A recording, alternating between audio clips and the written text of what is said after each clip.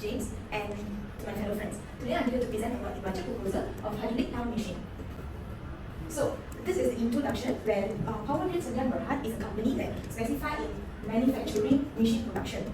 And now recently they have proposed to sell the hydraulic pump machine. They have done a background research where they found that the market selling price for per unit of hydraulic pump machine is 9,200 ringgit per unit. And we are here to do a target cost and the cash flow budget.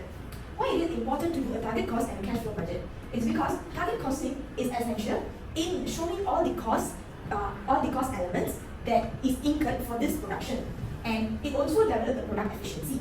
Next, the cash flow budget is also equally important because it shows all the cash inflows and cash outflows, where it also evaluates the operational viability. Next, let's look into the target costing before moving on into the financial aspects. So firstly, we have to conduct a market research. By conducting a market research, we can understand the market dynamics. For instance, Power Grid Sdn Bhd has also conducted a market research. As I said earlier, they have found that the market selling price of hydraulic pump machine is 9,200 ringgit per unit. And they have next we have to set a target cost and analyze the market nature. Setting a target cost is important to obtain our financial goal and also to make the goals clear. Next, analyzing the market nature is also a process where we have to analyze the demand, the competition and the customer preference, and also the suppliers. For instance, Power Grid Sdn Bhd has analyzed their supplier called Trust Pro Sdn Bhd, who supplies one of the components of hydraulic pump machine. Next, the product engineering. Product engineering is a process of redesigning the target costing to identify its cost elements and to show the breakdown of the causes. By doing the redesigning, we can then find out the cost reduction strategy where it minimizes the cost and show the best way to optimize cost efficiency. Next, this is the target cost that we have come up with. We have three components: component A, component B, and also the additional cost. Component A is produced through two ways. One is from the direct material of H, where direct material of H, and another method is the conversion from material G to material H. According to the pie chart, we can see that the cost to produce material G conversion to material H is much lower compared to the production of material H to produce part A component. Next, for part B component, we only have one way, which is producing through direct material D.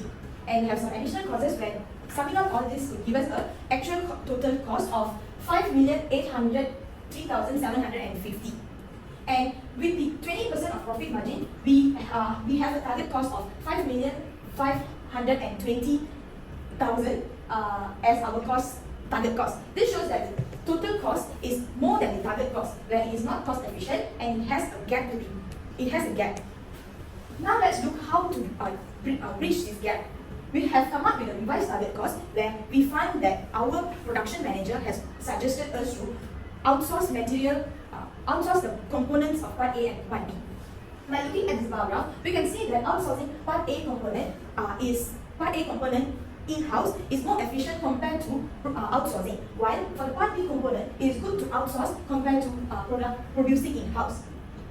We have now revised the proposal of part B component, and now our actual cost has become reduced to 5,203,750.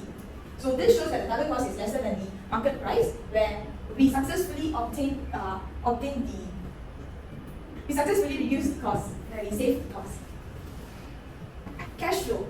According to the table, we can see that we have used the cash inflow minus the cash outflow. We will be getting a net cash flow, where in this project we have used the cash inflow of cash sales and credit sales, while the total cash outflow are the variable, and we have used the variable and the fixed cost. According to the bar graph, we can see that the Q1 2024 has a negative net cash flow, while the other have gradually increased in cash flow. This indicates that the market reduction of financial strategy is stable and we can optimize future cash management. Apart from financial aspect, we should also look into the non-financial aspects, such as the challenges to outsource part B component. One of the challenges is that non-effective communication, where when we couldn't collaborate well with our supplier, we tend to have an error in the product specification, where this can increase our cost by increasing the labor hours to fix this problem. Next, the supply chain disruption. A delay in the production could happen due to the supply chain disruption, where we have two factors of external and internal factor that contributing to this supply chain disruption. External factor, the biggest example would be COVID-19, where during COVID-19 the production have been delayed because due to the COVID-19, and also the internal conflicts can also be a reason for supply chain disruption.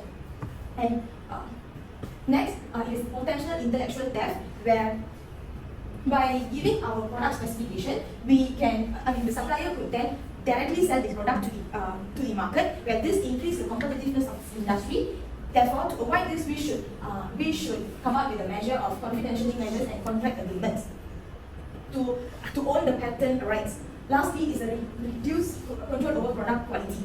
Reducing, we won't have a control over the product when we outsource from the supplier, as we are more dependent on the suppliers, and we couldn't produce the consistent quality of the product to our customers. Therefore, this would then impact our customers in dissatisfaction, so that our profitability would decline. Next, let's look into the factors that considering develop and manage budget. One of the factors is sales projection. Sales projection, by doing a develop and manage budget, we would have a sales projection where we could evaluate the income generated from sales and understand the market trend and also to obtain a realistic financial goal. Lastly, next, the cost projection, where we can estimate the future costs by having a precise costing and create a realistic budget. Alignment with corporate goals it is also another factor of developing and managing budgets. By managing budgets, we can align the overall goal of the organization, and it would work as a guideline for us to come up with a budget. Lastly, the return on investment. We should also look into the return of investment in our previous historic data, and this would also, doing a budget will also give us a strategic ROI planning. Lastly, let's look into the budgetary control. Budgetary control is a systematic process where it develops, revise, manage the budgets of a firm. There are benefits and limitations. One of the benefits is that it prevents financial problems. This is because we can identify all the problems earlier when we do budgets, and we can overcome it at an earlier stage. Next, improving productivity and profitability. By avoiding all the risk earlier, we can improve our product, and also we can come up with a much more better plan for productivity. Next, it also enhances our decision making in terms of investment, where we can invest, we can plan according to our historic data. Next, the limitations are time consuming. Budgetary control are time consuming because we have to collect all the historic data from each and every department, and it is also it also has a higher cost. Next, manipulating of data. Manipulating of data impacts the reputation, and lastly, the lack of relevance with existing data. In conclusion, this project is viable because the cash flow shows an uptrend, and also the target costing we have revised the cost into a optimized target costing. That's all from me. Thank you. Thank you.